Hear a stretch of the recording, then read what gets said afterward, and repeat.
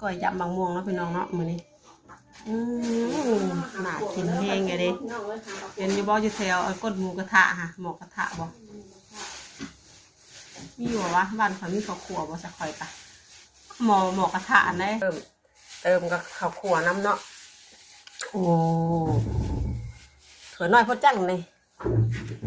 กินมัดงกอ่ะนี่เป็นยังมะม่วงมะข้าวบานนี่ แม่นบ่ แซ่บเลยเปลี่ยนเมนูอ่ะ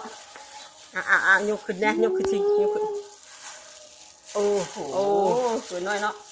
ขันซ้อมมัดแล้วนี่อุ้ยน่าแตกเด้ยำมะม่วงรอแล้วเหรอโอ้ยมาแตกหอมบ่หอมชิมเบิ่งบัดนี้ก้อนมาไว้ลูกหลานก้อนมาไว้ลูก